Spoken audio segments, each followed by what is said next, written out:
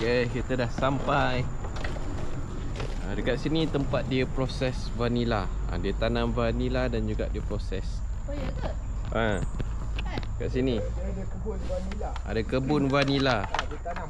So kita lepak kat sini makan dia orang punya dessert sebab dessert dia ada macam-macam menu daripada vanila. Jom. So inilah tempat dia.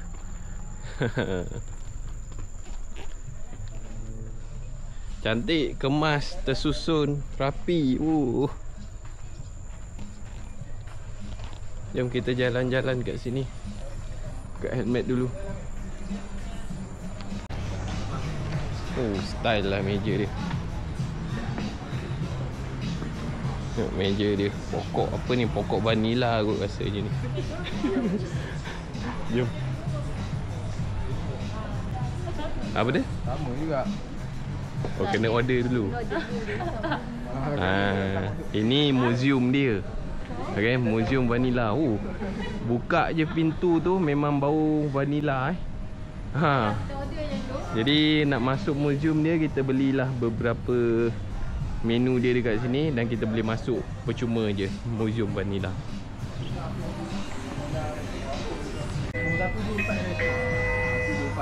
Jadi kat sini semuanya dia masak ada berunsurkan vanila Ni lah.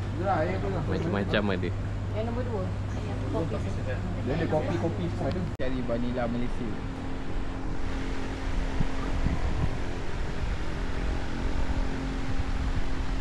Okey, sekarang kita ada dekat Temerloh. Temerloh pun ada kilang vanila penanaman pokok vanila dekat belakang ni. Selalu kalau kita tengok orang buat kek kan, kebanyakannya lah pakai perisa tiruan vanila. Tapi yang sekarang kita orang makan ni original daripada vanila. Tu contoh pokok dia. Kita nak bawa masuk museum tapi museum dia tak boleh ambil video. Jadi korang tengok pokok dia tu dia. Itu pokok dia. Kan cumanya tak ada dia punya ni je lah. Dia punya buah dia. So nanti kita tengok lah. Kalau ada gambar kita letak gambar. Okay. Alright, so kat sini macam-macam ada lah. Sesuai juga untuk korang bawa family. So kalau kata kat Cameron ada strawberry, dekat Temerloh kita ada vanila. Okay.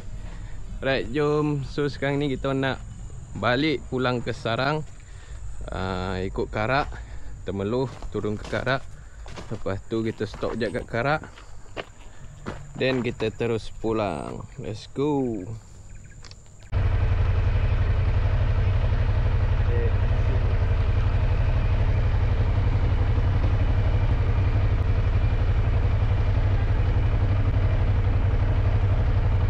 Kaki tak sampai.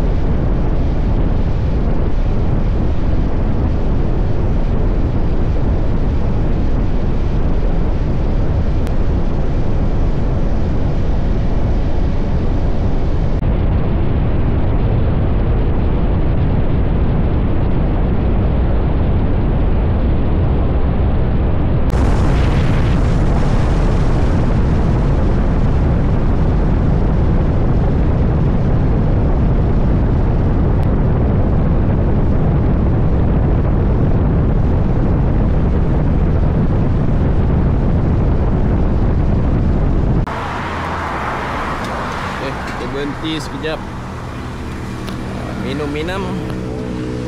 kopi-kopi. Ni dah nak sampai Karak lah. Karak depan tu je.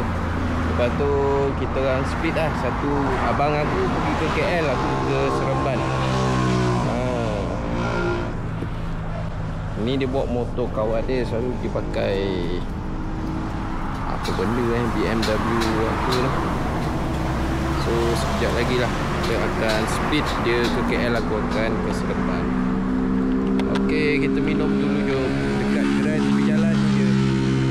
Just random stop orang kata kan. Random stop.